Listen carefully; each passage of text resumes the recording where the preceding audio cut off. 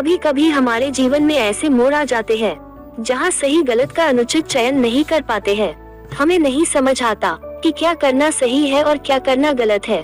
कुछ लोग दूसरों के सामने खुद को अच्छा साबित करने के लिए उसकी हाँ में हाँ मिलाते हैं और गलत कामों में भी साथ देते हैं, तो कुछ सही कामों में भी गलत कामों में हाँ मिलाना। ऐसा करना व्यक्ति के मानसिक विकास नहीं बल्कि उसकी आध्यात्मिक गलतियों का विकास होता है।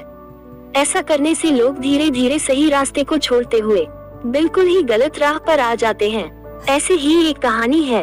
अल्पविराम। एक बार की बात है, एक राजा थे, राजकाज से थक गए थे। एक दिन दरबार में मंत्री से बोले, मंत्री जी सोचता हूँ हम लोग गंगा स्नान कराने जाए। राजा की मुहूर्त की क्या बात महाराज, सबसे बड़ा मुहूर्त इच्छा ही है। जिस दिन महाराज चलने का विचार करें वही शुभ मुहूर्त है। राजा बोले, सवारी का प्रबंध भी हो तो होना चाहिए। मंत्री ने कहा, हाँ महाराज, सवारी तो होनी ही चाहिए। गंगा जी बहुत दूर है, परंतु सवारी की सबसे आपके यहाँ क्या कमी है? एक से एक बढ़कर सवारियाँ हैं। राजा ने पूछा, कौन सी सवारी ठीक रहेगी? मंत्री जी बोले, सवारी वही ठीक रहेगी जिसमें श्रीमान जी को सुविधा हो।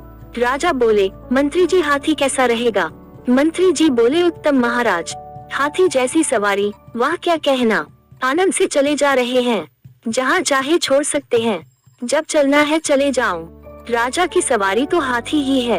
आगे पीछे नौकर चाकर साज सामान लिए चले जा रहे हैं। दूर से देखने वाले देखे कोई बड़ा रईस चला आ रहा। राजा बोले, गंगा जी तो बहुत दूर है, हाथी से तो महीनों में पहुँच पाएंगे, चींटी की चाल चलता है। मंत्री ने उत्तर दिया, सो तो है ही महाराज, हाथी से ज्यादा सुस्त जानवर दूसरा नहीं। महाराज ने कहा, तो फिर मंत्री जी बोले, ठीक है महाराज, उत्तम सवारी है। ओशो की मंजिल एक दिन में पूरी करने के लिए ऊंट से बढ़कर कोई और सवारी नहीं। राजा बोले, परंतु कई दिनों का खतरा, बैठे बैठे कुंवर निकल आएगा, कमर टूट जाएगी, ऊंट अच्छा भी नहीं है। मंत्री बोले, छोड़िए भी, उसको कमर दुखने की बात तो है ही। राजा ने कहा, मेरी समझ में घोड़ा ठीक रहेगा। मंत्री जी ने कहा, हाँ घोड़ा बिल्कुल ठीक रहेगा, मैदान हो चाहे पहाड़ हो, घोड़ा सब जगह चला जाएगा। वीरों की सवारी है और सब में शानदार, जी चाहे जहाँ रुके, जब चाहे तब चलिए, घोड़े की चाल का क्या कहना?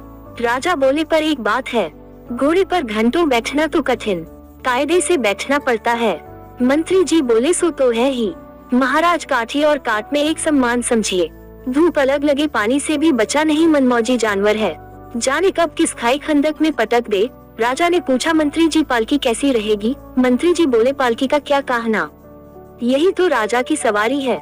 राजा बोले, परंतु पालकी में बैठकर गंगा जी स्नान के लिए जाने की बात कुछ और ही है, लोग हंसेंगे तो नहीं? मंत्री जी ने कहा, हंसने की बात तो है ही महाराज, पालकी पर लदकर चलना तो जीते जी मुर्दों की तरह जाने के बराबर है।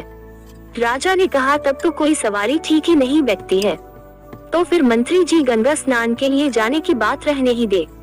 मंत्री जी बोले, उत्तम विचार महाराज, घर में सब आनंद है, जहाँ भी जाए कहाँ भी गया है मन चंगा, तो कठौती में गंगा। राजा ने कहा, हाँ तो फिर यही तय है। इस यात्रा के पचड़े में पड़े और फिर राजा ने गंगा यात्रा का विचार त्याग दिया। तो दोस्तों, इसे कहते हैं झूठ में हाँ मिलाना।